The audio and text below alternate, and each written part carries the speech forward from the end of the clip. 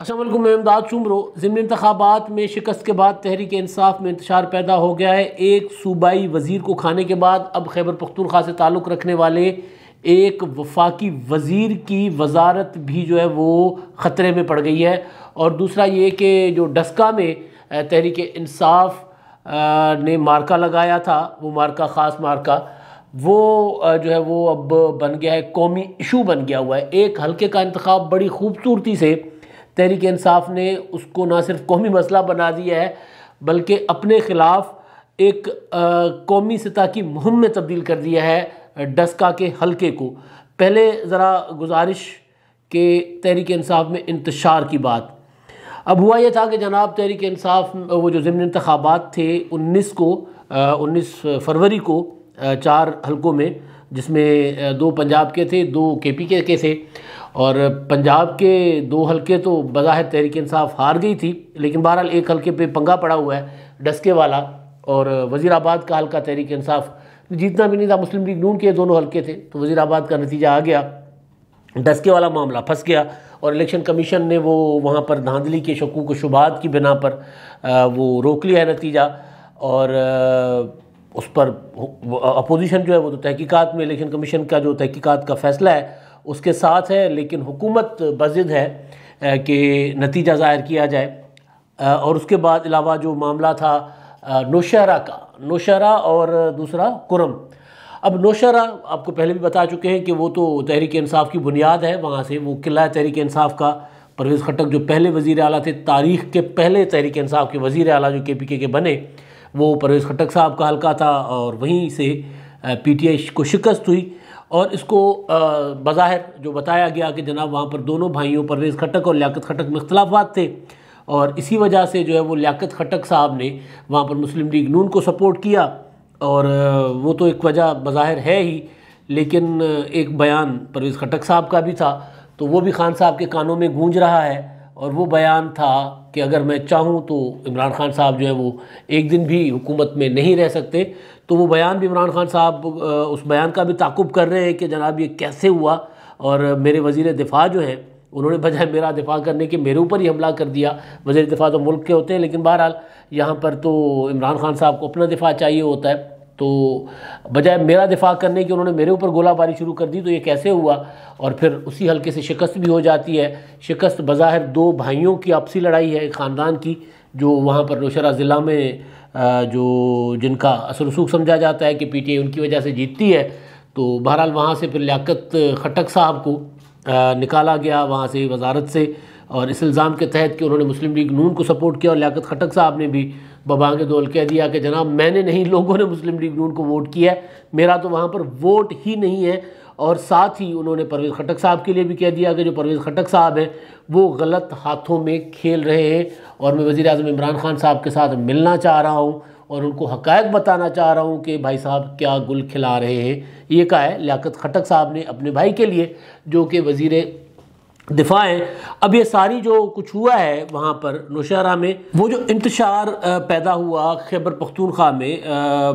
एक ज़िमनी इंतखाबात को लेकर, उसका असर अब पड़ेगा सेनेट के इंतखाबात पर। अब उसको कवर करने के लिए, या वो जो इंतशार बढ़ रहा है, फैल रहा है, जो सेनेट के इंतखाबात के लिए खैबर पख्तूनख्वा में इमरान खान साहब के लिए सरदर्द बन सकता है, उस इंतशार को रोकने के लिए खान साहब खुद पेशावर जा रहे हैं। पेशावर जाएंगे, वहाँ पर बैठेंगे, सारे मामला सुनेंगे, माजरा सुनेंगे। और ये खान साहब की आदत नहीं है कि वो अगर किसी ने किसी पर इल्ज़ाम लगाया हो तो उनको बुलाकर सुन ले, लिहाजा ये इम्कान कम है कि वो लियाकत खट्टक को बुलाएंगे। उनको तो उन्होंने हटा दिया, मगर परवेज़ खट्टक साहब के मुतालिक ज़रूर वो इंक्वायरीज़ कर रहे हैं और ये पता लगाने की कोशिश कर रहे हैं कि परवेज़ खट्टक साहब कितना एक उनके साथ हैं। क्योंकि परवेज़ खट्टक ने जो है वहाँ पर खैबर पख्तूनख्वा में अपने मर्ज़ी के लोगों को सेनेट के टिकट दिलवाने की कोशिश की थी, जिनमें से एक आध बंदे को वज़ीर आज़म इमरान खान साहब ने वो टिकट देने से इनकार कर दिया। तो उसके बाद मामला जो है वहाँ पर गड़बड़ होना शुरू हो गए। तो ये जो इंतशार है, अब ज़ाहिर है अब सेनेट के इंतखाबात के दौर से पहले तो खान साहब ये कोशिश करेंगे कि उसको कंट्रोल करें, किसी तरह काबू में ले आएँ, ताकि सेनेट इंतखाबात का उस पर कोई बहुत ज़्यादा असर ना पड़े। मगर सेनेट इंतखाबात के बाद परवेज़ खट्टक साहब जो हैं, उनके लिए भी इमरान खान साहब फैसला करेंगे कि परवेज़ खट्टक को साथ रखा जाए या ना रखा जाए। और ज़्यादा इम्कान ये है कि सेनेट इंतखाबात के बाद परवेज़ खट्टक साहब अगर सेनेट इंतखाबात में कौमी असम्बली में बच जाते हैं, ये बड़ा इंपॉर्टेंट पॉइंट है कि अगर कौमी असम्बली में हफीज़ शेख साहब जीत जाते हैं, यूसुफ रज़ा गिलानी साहब को शिकस्त होती है और जीत और शिकस्त का जो मार्जिन है वो मुनासिब मार्जिन होगा, तो फिर और तहरीक अदम एतमाद का इम्कान कम होगा, तो फिर इमरान खान साहब जो है परवेज़ खट्टक साहब से जान छुड़ाएंगे। और परवेज़ खट्टक साहब को उन्होंने वैसे भी उनसे जान छुड़ाने के लिए ही खैबर पख्तूनख्वा में उनको वज़ीर आला नहीं बनाया था, उनको ऊपर ले आए थे, मरकज़ में ले आए थे, क्योंकि परवेज़ खट्टक साहब जो हैं वो अपनी तर्ज पर अपने मर्ज़ी से हुकूमत चलाना चाह रहे थे, क्योंकि वो 5 साल पहले वज़ीर आला रह चुके और उनको उनका ये भरम था कि जनाब इमरान खान साहब को जो पाकिस्तान भर में वोट मिला है वो उनकी कारकर्दगी की वजह से मिला है। जैसे शहबाज शरीफ साहब को भरम होता है कि मियां नवाज शरीफ साहब को अगर वो उनका गुड गवर्नेंस का या उनके डेवलपमेंट का वो जो विज़न है, जो कहते हैं कि नवाज शरीफ साहब जो है वो एक तरक्याती कामों में और डेवलपमेंट में बहुत ज़्यादा पॉपुलर है पाकिस्तान में, तो वो शहबाज शरीफ साहब का भरम ये है कि जनाब वो भाईजान जड़े ने ना वो मेरे तरक्याती कमानू कैश कराते रहते हैं, तो वही सारा कुछ था परवेज़ खट्टक साहब को। तो इसी भरम ने परवेज़ खट्टक साहब को खैबर पख्तूनख्वा की कुर्सी जो है वो लेने नहीं दी, छिन गई इसी वजह से, क्योंकि खान साहब को डर था कि कहीं परवेज़ खट्टक साहब जो है ज़्यादा ना उड़ना शुरू कर दे। और अब खान साहब को ये किसी हद तक यकीन हो चला है कि परवेज़ खट्टक साहब उनके साथ नहीं है, इसी वजह से अब वो सेनेट के इंतखाबात के बाद परवेज़ खट्टक के लिए मशरूत वो मैं बात कर रहा हूँ कि अगर वो बच गए, ज़ाहिर है अगर हफीज़ शेख साहब बच गए तो फिर ही कोई इमरान खान साहब करने की पोजीशन में होंगे, कोई फ़ैसला हफीज़ शेख साहब अगर हार गए, शिकस्त खा गए, तो फिर इमरान खान साहब की हार गई, ज़ाहिर है फिर तो कोई फ़ैसला करने के काबिल ही नहीं होंगे, फिर उनके पास तरले मिनटों के अलावा कोई चीज़ नहीं होगी अपने लोगों के पास जाकर, तो वही बचेगा खान साहब के पास। अगर जीत जाते हैं तो फिर परवेज़ खट्टक साहब जो हैं उनके दिन बुरे शुरू हो जाएंगे।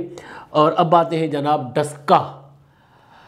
अब डस्का में एक इंतखाब था, कल भी मैंने गुजारिश की थी कि जनाब एक हल्के का इंतखाब था, वहाँ पर इमरान खान साहब अगर PTI अगर जीत जाती, अगर फेयरली जीत सकती थी तो जीत जाती, वरना शिकस्त खाकर ये क्रेडिट ले सकती थी कि जनाब हमने तो साफ शफाफ इंतखाबात करवाए और लोगों ने जिसको मुंतखब किया बिस्मिल्लाह वो आए, लेकिन वो ये रास्ता नहीं चुना गया, और जो रास्ता चुना गया धुंध वाला, उस रास्ते की वजह से एक हल्के का इलेक्शन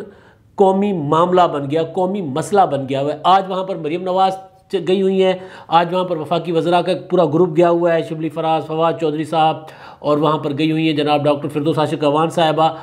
और मरीम नवाज साहबा ने तो वहाँ पर ताक कर हमले किए हैं, और वो बड़ा उन्होंने ना वो मज़े ले के हुकूमत को पर तीरंदाजी की है, वो जुगतें लगाई हैं और चेज़े लिए हैं, वो क्या कहते हैं उसमें ठट्ठा उड़ाया हुकूमत का, तमस्खर उड़ाया है हुकूमत का, और उन्होंने कहा कि जनाब इनको तो धांधली भी करनी नहीं आती, अगर धांधली करनी आती तो कम से कम ये जो 20 थे प्रिजाइडिंग ऑफिसर उनको गायब करने का कोई और तरीका ढूंढ लेते, धुंध को ना बनाते, वजह ना बनाते। बहरहाल अब इलेक्शन कमीशन का मामला है, और इलेक्शन कमीशन ने वो एक तो इलेक्शन कमीशन के पास है, ज़ाहिर वो तहकीकात हो रही हैं कि हुआ क्या है वहाँ पर, लेकिन दूसरा एक पॉलिटिकल एस्पेक्ट है। उसका पॉलिटिकल एस्पेक्ट ये है कि जनाब मरीम भी वहाँ पर गई हुई है, वफाकी हुकूमत वज़रा भी वहाँ पर हैं, और इसमें जो सबसे वो जो ऐसा होता कम है, माजी में ऐसा नहीं हुआ, जो नज़र आ रहा है कि हुकूमत इलेक्शन कमीशन के ऊपर दबाव डाल रही है कि रिज़ल्ट फौरी तौर पर अनाउंस करें। दबाव भी कोई सादा दबाव नहीं है, स्टेट बयानात के तक नहीं है, एक प्रॉपर एक होता है ना कि जैसे चढ़े हुए इलेक्शन कमीशन पर सारे वज़ीर और मुशीर, और उनका ख्याल है कि वो जीते हुए हैं, और वो जो रिज़ल्ट आया है वो सुबह 6 बजे धुंध के बाद वाला वो मान लिया जाए। अब हुआ ये कि जनाब जो आपको सारा पता ही है मामले का कि किस तरह वो 20 प्रिजाइडिंग ऑफिसर्स जो हैं वो उनके गायब होने की कहानी सामने आई, फिर किस तरह वो कल सुबह पहुँचे पोलिंग स्टेशंस पर, और फिर उनके 20 जो वो प्रिजाइडिंग ऑफिसर्स के रिज़ल्ट थे वो बाकी जो हल्के थे इसके बाकी जो पोलिंग स्टेशन थे हल्के के उनसे बहुत मुख्तलिफ थे। यानी दीगर पोलिंग स्टेशंस का जो टर्न आउट था वो रहा था 30 से 35% के दरमियान, 37%, 40%, 30-40 लगा ले। यहाँ पर 80 से 90 के दरमियान था 20 का, ज़ाहिर ये माना नहीं जा सकता था, जिसकी वजह से इलेक्शन कमीशन को हुआ शक और उन्होंने नताइज रोक लिए। मगर फिरदौस आशिक अवान साहिबा जो वहाँ पर मौजूद थी, इलेक्शन की कवानीन की ज़ाब्तों की खिलाफ वर्जी करते हुए वहाँ पर फिरती रही, दंदनाती फिरती रही वो, और वो वहाँ पर प्रेस कॉन्फ्रेंसेस भी करती रही कैंडिडेट के साथ। पोलिंग डे पर भी वहाँ पर रही। जैसे ही पोलिंग ख़त्म हुई उन्होंने फौरी तौर पर with in minutes press conference भी कर दी थी, और प्रेस कॉन्फ्रेंस में उसी प्रेस कॉन्फ्रेंस में उन्होंने जीत का ऐलान भी कर दिया था कि हम जीत रहे हैं। और उसके बाद इलेक्शन कमीशन ने नताइज रोक लिए, मगर हुकूमती वज़रा मुसलसल ऐलान करते रहे कि जनाब हम जीत चुके हुए हैं। वो कल मैंने बताया था कि शहबाज गिल साहब जो हैं उन्होंने ये कहा था कि हमें 5 बजे रिज़ल्ट मिल गया था, और इलेक्शन कमीशन का अमला सुबह 6 बजे तक गायब था। उसके बाद जो धुंध की कहानी आई, तो धुंध की कहानी को लेकर वो जो चोर की दाढ़ी में तिनके वाली बात होती है, मुझे कहना नहीं चाहिए ये, लेकिन क्योंकि वो जो जिस तरह मुशीर और मुआवनीन और वज़रा जिस तरह बातें कर रहे हैं, उससे लग रहा है कि कहीं ना कहीं कोई ना कोई दाल में काला है, बल्कि पूरी की पूरी दाल ही काली है। मतलब मैंने देखा कि जो शहबाज गिल साहब है उनका एक ट्वीट है कि कल भी, यानी कल के लिए, कल भी जो है वो भेरे और फ़िलहाल इलाके में शदीद तरीन धुंध थी और सड़कें बंद और ये वो। तो ये कह रहे थे कि जनाब धुंध की वजह से रिज़ल्ट लेट नहीं हुआ, धुंध की वजह से वो जो प्रिजाइडिंग ऑफिसर हैं वो लेट नहीं हुए। ये मान लेते हैं, हम वज़ीराबाद थे 2-3 दिन पहले, हम धुंध की वजह से हम नहीं निकल सके, हम सो गए वहाँ, वहीं पर स्टे किया हमने एक दोस्त के यहाँ, हमें क्या वहाँ क़याम नहीं करना था, हम गए थे, एक अपना दावत थी, लेकिन क्योंकि धुंध हो गई और धुंध की वजह से हमें लाहौर वापसी हमारी मुमकिन ना हो सकी। लेकिन हम किसी से राब्ते हमारे मुनक़ता नहीं हुए। यहाँ मसला जो ये शहबाज गिल साहब ने ट्वीट किया ना कि धुंध है और ये वो, धुंध की वजह से मोबाइल चल रहे थे, हमारे मोबाइल भी चलते रहे, हमने जहाँ जो घरों को बताना था बता दिया, हम नहीं निकल पाए, हमने बता दिया। प्रिजाइडिंग ऑफिसर इंतहाई हसास ड्यूटी पर थे, वो धुंध की वजह से उनका सफ़र तो रुक सकता था, उनके मोबाइल कनेक्शंस कैसे बंद हो सकते थे, उनके मोबाइलों से रब्ता इलेक्शन कमीशन से कैसे मुनक़ता हो सकता था, ये है वो बात। और अगर धुंध को लेकर अगर वफाकी वज़रा जो है वो दिफा कर रहे हैं, तो फिर ये बात जो है वो बताती है कि जनाब इनको पता था कि क्या हुआ है। वो जो अपोजिशन इल्ज़ाम लगा रही है कि इनको गायब कर दिया गया, जो पोलिंग प्रिजाइडिंग ऑफिसर्स थे, और फिर एक प्रिजाइडिंग ऑफिसर की वो जो वीडियो भी चल रही है कि उनको कहा गया कि जनाब आप आएँ हमारे साथ। उन्होंने कहा कि जनाब आप कौन है, तो उन्होंने कहा हम स्पेशल ब्रांच वाले हैं, आपने इलेक्शन कमीशन की गाड़ी में नहीं जाना, आपने हमारी गाड़ी में जाना है वापस आरओ के पास। तो वो चीज़ तो सामने आ गई। तो इस चीज़ को दिफा करना और इलेक्शन के रिज़ल्ट के लिए उतावले होकर इलेक्शन कमीशन पर दबाव डालना, इसका मतलब ये है कि मामला कहीं ना कहीं गड़बड़ है। वरना ये होता था कि माजी में कि जो अपोजिशन है वो कहती रहती थी कि इलेक्शन कमीशन जो है फौरी तौर पर नताइज ज़ाहिर करे, वरना नताइज जो है टेम्परिंग हो जाएगी, चेंज हो जाएगा। अब हुकूमत उतावली हो रही है, हुकूमत को जल्दी ज़्यादा है। हुकूमत को क्यों जल्दी ज़्यादा है? क्योंकि वो 20 पोलिंग स्टेशन का 80 से 90% जो टर्न आउट है ना, वो टर्न आउट मशकूक है। और वो धुंध वाला जो मामला है, उस धुंध के मामले को दिफा करना कि जनाब धुंध की वजह से ये नहीं आ सके थे या धुंध की वजह से लेट हो गए थे, ये मामला मशकूक है। और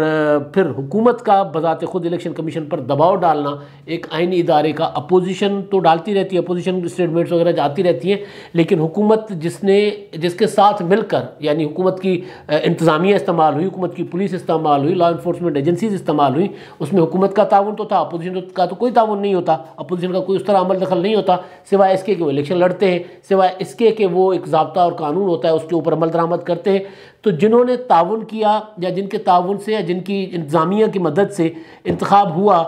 उनको जल्दी किस चीज़ की है? और